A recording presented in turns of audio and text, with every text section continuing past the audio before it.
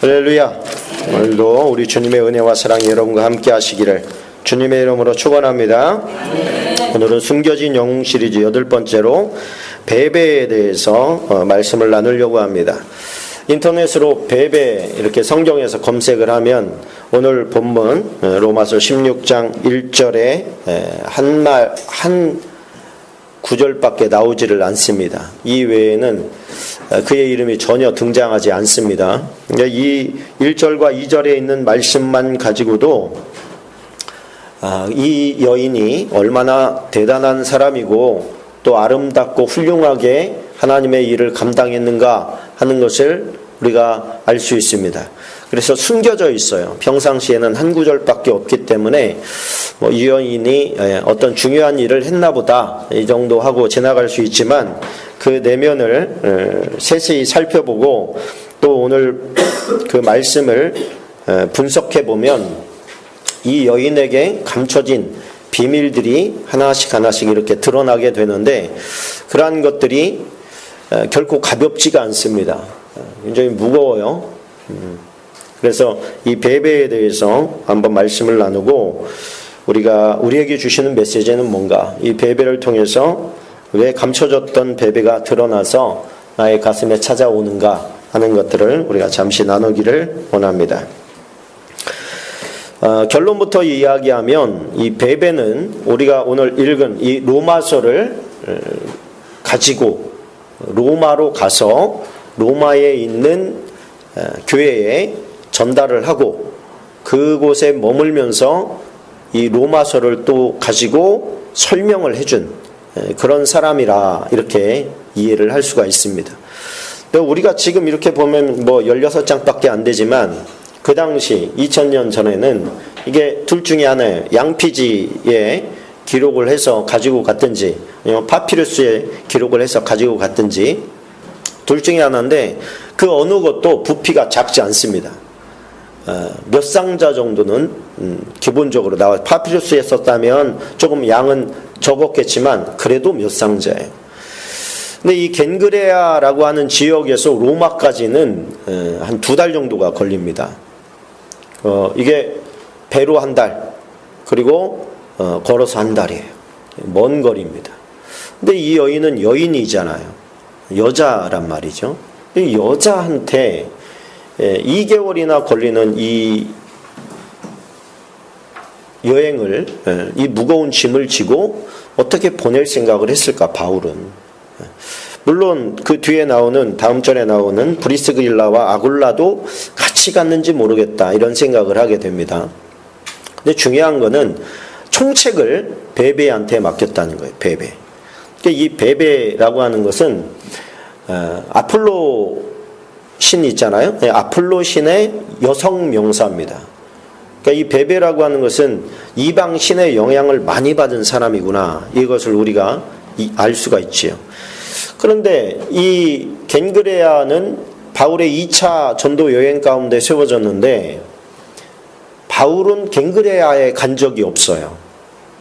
고린도에 1년 반 정도 머물면서 브리스길라와 아굴라와 또 소수의 무리들을 그곳에서 가르치고 훈련시키게 됩니다.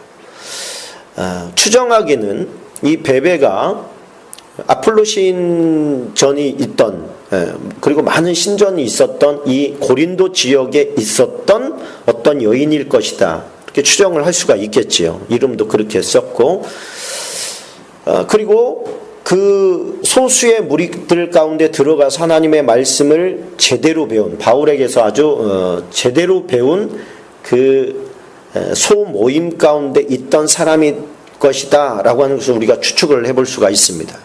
그런데 이 여인이 그곳에서 하나님의 말씀을 배우고 그리고 겐그레아에 가서, 겐그레아는 고린도에서 한 11km 정도 떨어졌습니다. 근데 고린도는 이쪽 로마 쪽으로 가는 배를 타는 항구가 있었고 겐그레아는 같은 항구인데 이쪽 예루살렘 쪽으로 오는 배를 타는 곳이었어요. 그러니까 항구가 한 곳에서 이쪽 저쪽으로 다 간 게 아니고 로마 쪽으로 가려고 하면, 다시 말하면 서쪽으로 가려고 하면 고린도항을 이용했고 이쪽 동쪽으로 오려고 하면 갱그레아 항을 이용했다는 거예요. 그런데 대부분 모든 길은 로마로 통하죠. 로마로 가려고 하는 곳은 도시가 고린도 굉장히 큰 도시인데 갱그레아는 작은 도시입니다. 그만큼 동쪽으로 오는 배들이 그렇게 그때까지는 거의 없었어요. 거의 없었어요. 대부분은 육로로 이용을 했고, 그런데 이 갱그레아 지역에 개척을 한 거예요. 베베가 개척을 했는데 또 2개월이나 되는 이 과정을 바울이 부탁했을 때는 이 여인이 결혼한 사람이 아니구나, 이런 걸 우리가 추정을 해볼 수가 있습니다. 만약에 결혼했다면 남편이 그걸 허용을 했겠습니까? 가도 같이 갔겠지요. 그런데 이 여인은 결혼하지 않았거나 아니면 과부인 모양이다, 이렇게 우리가 추측을 해볼 수가 있습니다. 또 하나는 뭐냐면 그가 여러 사람과 나의 보호자가 되었음이라. 여기서 나의 보호자라는 것은 바울을 말하는 거예요. 바울의 보호자가 되었고, 바울의 보호자뿐만이 아니라 또 여러 사람의 보호자가 되었다라고 하는 말씀을 추측해 볼 때 이 사람은 부자였구나, 이렇게 한번 생각해 볼 수가 있습니다. 가난한데 여러 사람을 보호자일 수가 없잖아요. 여기서 보호자라는 것은 후원자라고 하는 개념입니다.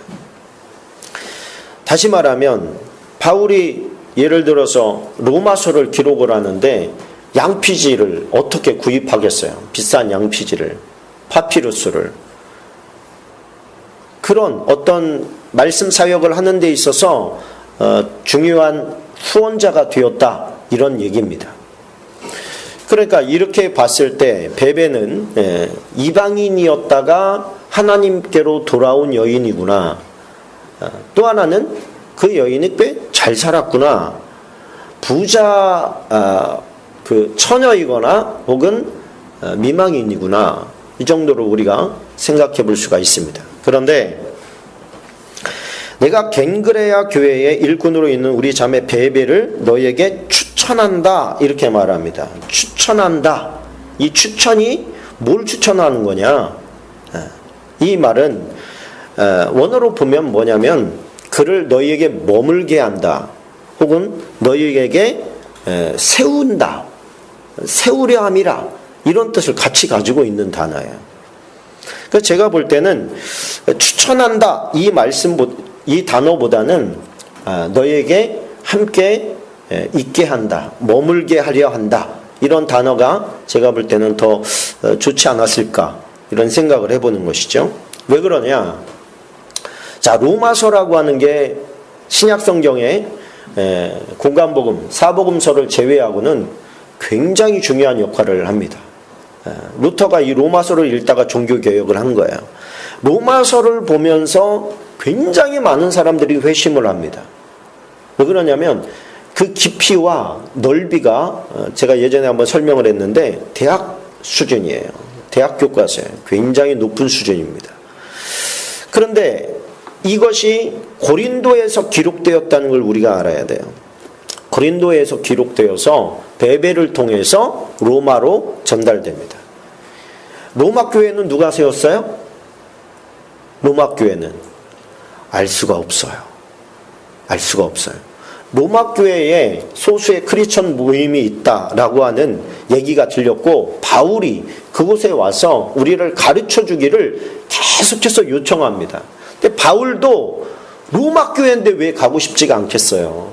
로마 교회의 개척자가 누구냐? 이렇게 했을 때 바울, 내가 개척했어, 이런 어떤 자부심을 왜 느끼고 싶지 않았겠어요. 근데 로마 교회는 알 수가 없어요. 누가 개척했는지. 하나님께서 어떤 교만할까봐 바울을 쓰지 않은 것 같기도 합니다. 바울이 그렇게 가고자 했는데 못 가게 됐어요. 그리고 무명의 어떤 존재로 말미암아 로마 교회가 세워진 거예요. 그래 뭐 성경 안에서 추측을 해보는 겁니다. 뭐 백부장이 세우지 않았을까? 또 그 로마 군인들은 그 군대 임기를 마치면 로마로 돌아가거든요. 그러니까 임기를 마치고 돌아가서 세운 어떤 백부장 고넬료나 뭐 이런 사람들이 아니었을까, 이렇게 추측만 하지 누구다 이렇게 얘기할 수가 없는 거예요. 자, 그런데 오늘 나오는 세 명, 베베와 브리스길라와 아굴라, 이 세 사람은 특별히 바울의 가르침을 제대로 받았다 이렇게 보는 게 왜 그러냐면, 브리스길라와 아굴라 같은 경우에는 아볼로를 가르쳐 줍니다. 아볼로라고 하면 우리가 좀 생소한 사람도 있을지 모르지만 학식이 굉장한 뛰어난 사람이에요. 학자예요, 학자. 이 사람도 교회를 개척했는데, 이 사람이 아는 것은 예수님의 세례는 모르고 세례 요한의 세례만 알았는데 하나님의 말씀을 잘 가르치고 있었어요. 성령 세례도 모르고, 이러다 보니까 이제 나중에 바울이 성령 세례에 대해서 가르쳐주고 세례 요한과 예수님의 연결점을 알려주고 복음에 대해서 제대로 알려준 다음에 아볼로가 성령을 받게 됩니다. 나중에 보면 성령을 받았어도 말씀에 대한 지식이 너무 약하기 때문에 브리스길라와 아굴라가 그의 부족한 지식을 더해줬다고 성경에 기록되어져 있습니다. 그만큼 바울로부터 제대로 된 말씀을 배웠기 때문에 전달할 수도 있었던 것이죠. 지금 요즘에 교회의 조금 문제는 뭐냐, 좀 구역 강사들이나 이런 사람들은 좀 생각이 다릅니다만, 목회자의 메시지가 재생산이 안 된다는 거야. 우리가 예배를 마치고 나서 셀 모임을 갖죠. 셀 모임 가운데서 우리가 하나님의 메시지를, 목사님의 메시지를 한번 되새김합니다. 이 되새김하고 나서 여러 사람들이 받은 은혜를 내가 더 품는 거죠. 각자에게 주신 메시지가 다 다르니까, 아, 저 사람 저렇게 은혜를 받았구나, 저 사람 저렇게 깨달았구나, 이걸 우리가 조합한 다음에 그것을 밖으로 가지고 나와서 내가 누군가와 얘기하면서 그것이 다시 되새김되어야 되는데, 이게 요즘에는 그렇게 하지 않는다는 거예요. 교회 내에서 끝난다는 거예요. 끝나고 밖에 나가서 재생산이 이루어지지 않아요. 가르침이 전파가 안 되는 거예요. 머물러 버려요. 교회 안에서 머물다가 이 공간에서 끝나버려요. 밖에 나가서는 누구에게도 메시지가 전달되지 않아요. 이런 문제점이 우리에게 있는데, 이런 문제점 우리가 바뀌어줘야 됩니다. 만나는 사람들에게 내가 말씀의 재생산이 이루어져야 된다는 거죠. 자, 베베가 로마서를 가지고 로마로 갔는데 로마서를 던져둔다고 해서 그 사람들이 이해할 수 있느냐? 이해 못합니다. 여러분, 성경 읽으면 이해가 됩니까? 하나님의 말씀은 누군가의 가르침이 꼭 필요해요. 물론 그 가르침들이 쫙 모아져서 나중에 성령의 또 코칭이 있습니다. 성령의 코칭을 받아 나아가면 그 말씀을 오래 붙잡고 있으면 하나님께서 보여주시는 것들이 있어요. 오늘 베베를 가지고 오랫동안 묵상하면서 성경을 바라보면 또 그 당시에 어떤 배경을 연구하고 그러다 보면 하나님께서 이렇게 어떤 그림을 보여주시죠. 이 여인이 어떻게 돼서 지금 이 성경에 이렇게 쓰여지게 되었겠구나라고 하는 어떤 그림이 잡히는 거예요. 오늘 제가 말씀드린 이런 힌트들을 보는 것이죠. 그러면 말씀만 떡하니 가지고 간다고 해서 그 사람들 다 이해를 못하니까 그들 가운데 머물면서 이 말씀이 품고 있는 영적인 해석들을 풀어줘야 돼요. 가르쳐줘야 돼요. 가르쳐줘야 되는데 다른 사람도 아니고 바울이 여인들은 교회에서 잠잠하라 이런 메시지를 쓰지 않았습니까? 그런데 지금 베베에게 로마 사람들이 로마서를 배워야 되는 상황이에요. 그러면은 과연 인정을 하겠느냐는 거예요. 인정하겠느냐. 그래서 바울은 여기에다가 중요한 말을 해놓습니다. 내가 너희에게 베베를 보냈다.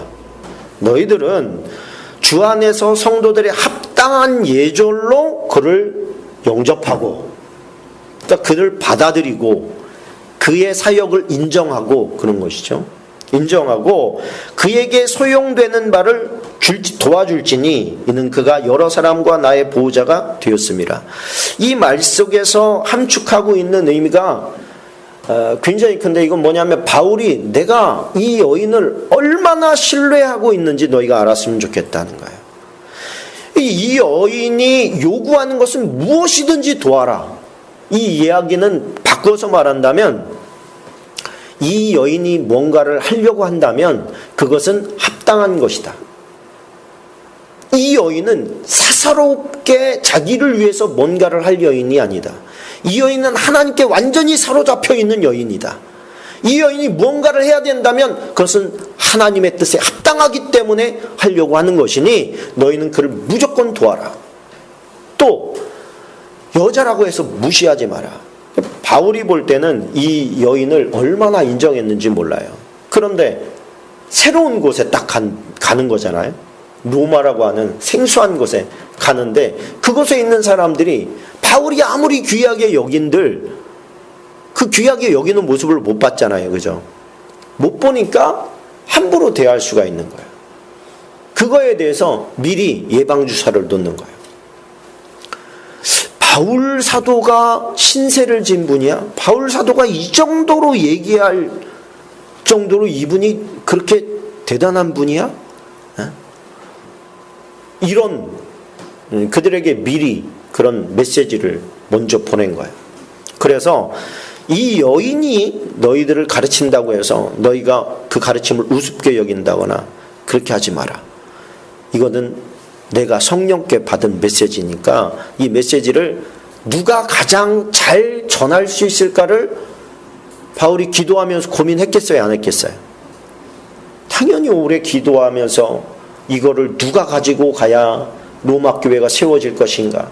이게 가다가 없어질 수도 있는 것이고, 여인이 이 짐을 가지고 가는데 중간에 무슨 일을 당할 줄 알아요. 그럼에도 불구하고 심사숙고하고 생각하고 기도하고 내린 결론이 베베였다는 거예요. 이 여인은 가서 역사를 보건대 그 일을 잘 감당했습니다. 멋지게 감당해낸 거예요.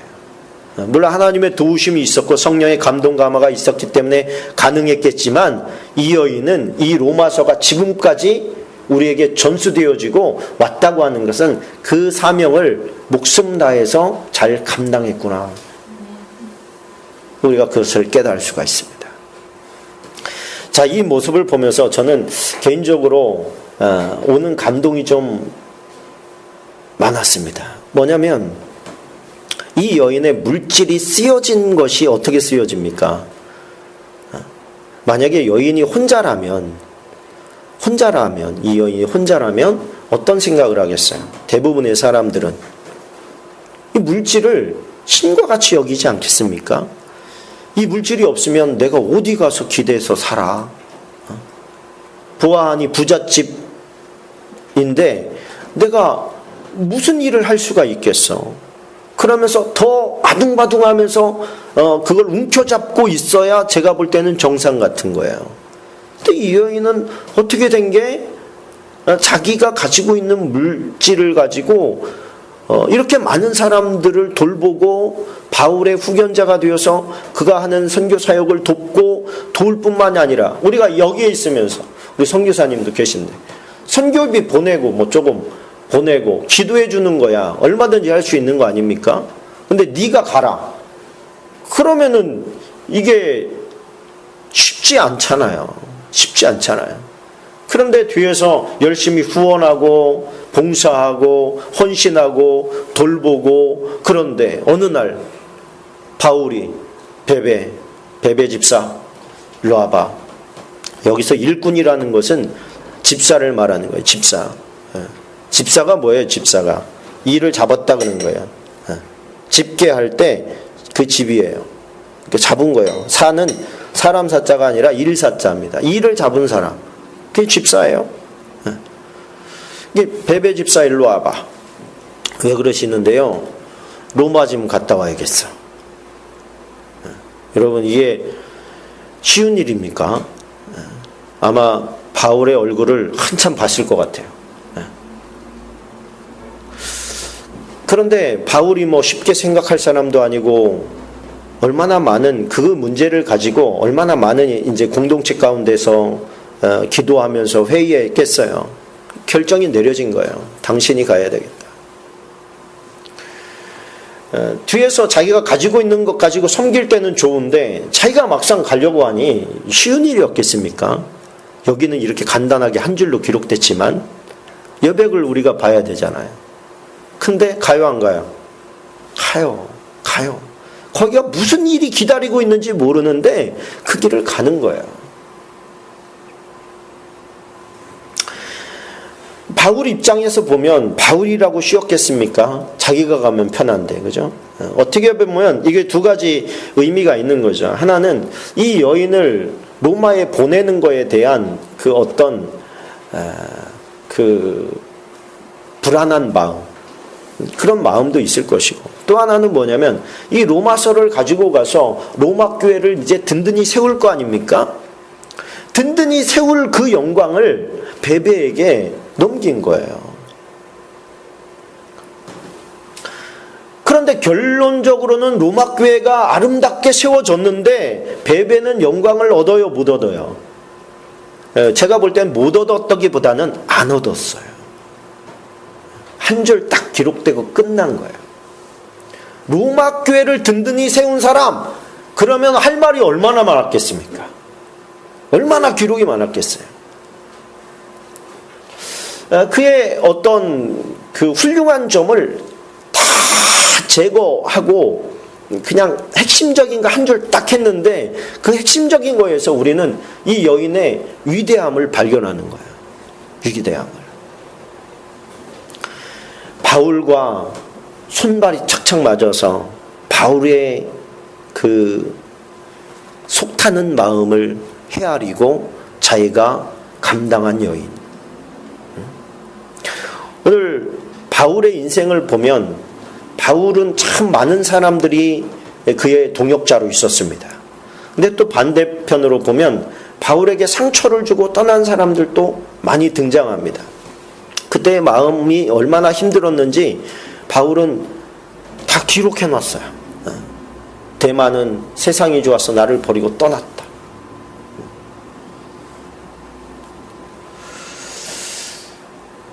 그런데 어찌됐든 그 옆에서 그를 보호하면서 함께 고생하면서 함께 하나님의 나라를 확장해 나갔던 사람들의 존귀한 이름들이 그 옆에 쫙 나열됩니다. 로마서에 보면은 너희는 누구에게 문안하라, 누구에게 문안하라 그러면서 그는 나의 뭐 생명을 나에게 생명을 줄 수도 있는 그런 사람들이 오늘 뭐 그렇게 기록하지 않습니까? 내 목숨을 위하여 자기들의 목까지도 내놓았나니. 이게 뭐예요? 이게 바울과 목숨을 나눈 절친이라는 얘기죠. 동역자라는 얘기. 동역자 그냥 그렇게 보기에는 너무 약해. 뭐 파트너 그것도 너무 약한 거예요. 이거는 정말 그냥 생명이 연동되어 있는 것 같은 그런 어떤 정말 끈끈한 그런 힘이죠. 이게 어떻게 모아집니까? 하나님을 사랑하는 것 때문에 그렇게 된 거예요. 할렐루야. 하나님을 사랑하기 때문에 결집된 거예요. 바울을 위해서 목숨을 내놓는다. 바울이 그렇다고 해서 나에게는 충신들이 많아 이런 게 아니잖아요. 그렇죠? 바울은 그들에게 목숨을 안 주겠습니까? 마찬가지인 거예요. 그들은 다 하나님 안에서 뭐야? 형제예요. 형제. 아주 똘똘 뭉쳐있는 거예요. 견고하게 뭉쳐져 있는 거예요. 물론 떨어져 나가는 사람들도 있을 수 있죠. 근데 우리가 삶을 살아가면서 우리가 하나님의 나라의 행위록에 어떻게 한 줄 기록될 거냐, 이 인생 사는 거 아닙니까? 저는 이걸 읽으면서 그런 생각을 합니다. 인생이라는 게 결국은 사람을 남기는 장사다. 그런 이야기 들어봤을 겁니다. 사람을 남긴다는 게 뭐예요? 이게 복음 안에서 풀어보면 내가 사랑하고 내가 그를 위해서 기도해 줄 사람이 많이 만드는 것, 그 얘기하는 거 아니겠습니까? 또 저쪽 측면에서 보면 나를 사랑하고 나를 위해서 기도해 줄 사람을 많이 만드는 거. 그게 영적인 축복이고 은혜잖아요. 여러분들이 만약에 죽었다고 생각을 해보십시다. 근데 여러분들이 여러분의 장례식장을 보고 있는 거예요. 여러분들의 영혼이 한번 여러분의 장례식장을 한번 보고 있다고 생각을 해보세요. 그리고 떠올려 보세요. 누가 올 것인가? 누가 나를 좋은 그분은 이런 분이었어. 그러면서 유족에게 한마디라도 건네줄 수 있는 사람은 몇 명이나 되는가? 나의 죽음을 보면서 천국 갔으니까 좋기는 하지만 이 땅에서 더 볼 수 없다는 것 때문에 눈물을 흘릴 수 있는 사람은 몇 명 정도 되는가? 저는 여러 장례식장을 보면서 장례식장에 가면 그의 인생이 한눈에 보입니다. 어쩔 수 없이 한눈에 보여요. 아, 이 사람은 정말 잘 살았구나. 와서 덕담하는 이야기를 들으면 이 사람이 어떤 인생을 살았는지가 어떤 때는 마음이 흐뭇해지기도 하고 어떤 때는 빈소가 텅 비어있는 경우도 있습니다. 그러면은 그냥 그의 인생이 보이는 거예요. 이 사람이 어떤 인생을 살았구나. 우리 크리스천들 어떻습니까? 내가 죽었을 때 여러분들은 어느 정도의 사람이 옵니까? 누구의 얼굴들이 보입니까? 당연히 왔을 이 사람들. 좀 풍성해야 되지 않겠습니까? 덕담이 좀 많이 나와야 되지 않겠습니까? 숨겨졌던 선한 일들이 그제서야 드러나는 것들이 좀 있어야 되지 않겠습니까? 우리는 어떤 인생을 살 거예요? 이 탁월한 한 줄 나오기 위해서 베베는 어떤 인생을 살았습니까? 쉽고 편안한 길을 갔습니까? 그냥 산 재물, 이게 그 여인을 향한 가장 적절한 단어라고 생각합니다. 베베는 그냥 산 재물로 살았어요. 인생이 그냥 마더 테레사 같은 인생을 살지 않았을까, 저는 그렇게 생각을 합니다. 이 베베 한 사람이 오늘 우리에게 주는 교훈을, 여러분들은 어떤 것을 잡을 것인가 한번 생각을 해보셔야 됩니다. 나는 충성된가? 나는 헌신하고 있는가? 나는 사람들을 지금 품고 있는가? 나는 그 사람을 위해서 수고하고 있는가? 내 재물은 가치 있는 곳에 쓰이고 있는가? 내 시간은 하나님이 기뻐하시는 곳에 쓰이고 있는가? 내 발걸음은 하나님의 일이라면 그 어떤 것이라도 불사하고 달려가고 있는가? 이런 여러 가지 함축적인 의미를 베베가 우리에게 질문하고 있는 거야. 말로 질문하지 않고 삶으로 질문합니다. 이 여인, 한 여인이 행했다고는 믿겨지지 않을 만큼 많은 수고가 제 눈에는 보입니다. 그런데 이게 성경에 한 줄 딱 나왔다는 게 이게 더 은혜가 되는 거예요. 천국에서 유명할까요? 천국에서 굉장히 유명할 거라고 저는 생각합니다. 이렇게 수고했음으로 말미암아 덕을 받다든지 사람들의 인정을 받았다든지 그가 영화롭게 됐다든지 영광을 얻었다든지 한 말씀도 없잖아요. 근데 그냥 이 말씀 하나가 그가 어떤 인생을 살았고 하나님 앞에 어떤 존재다라고 하는 게 그냥 드러나지 않습니까?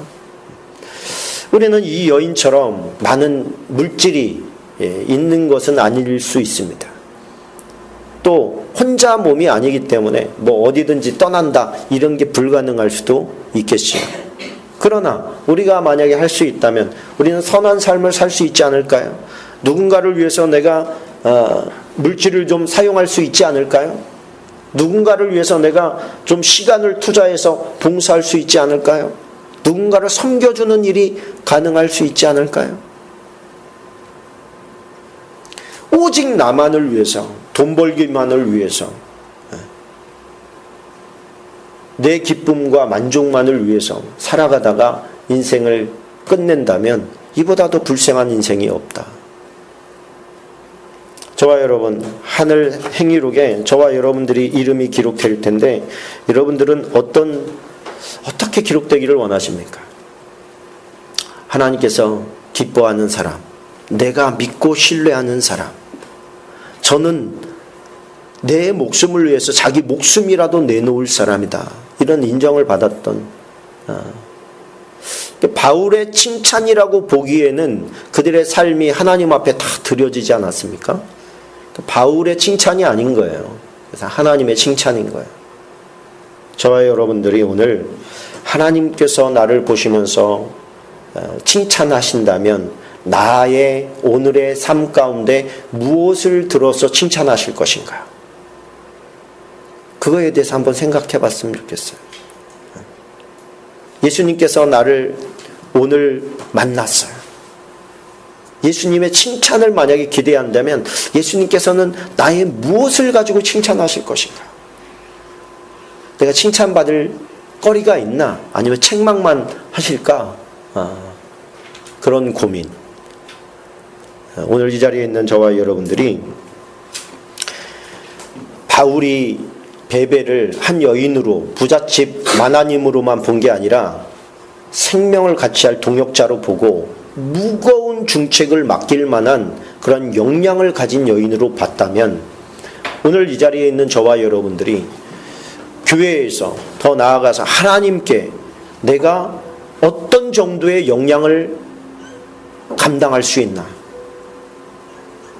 우리가 어떤 일을 맡길 때에, 교회도 마찬가지 아닙니까? 어떤 일을 맡길 때 이거는 이 여인이 해낼 것이다, 이 집사님이 이 일은 분명히 해낼 수 있어, 어떤 일이 있어도 끝까지 갈 수 있어, 중간에 못하겠다고 나자빠질 사람이 아니야, 그렇기 때문에 직임을 맡기는 거 아니겠습니까?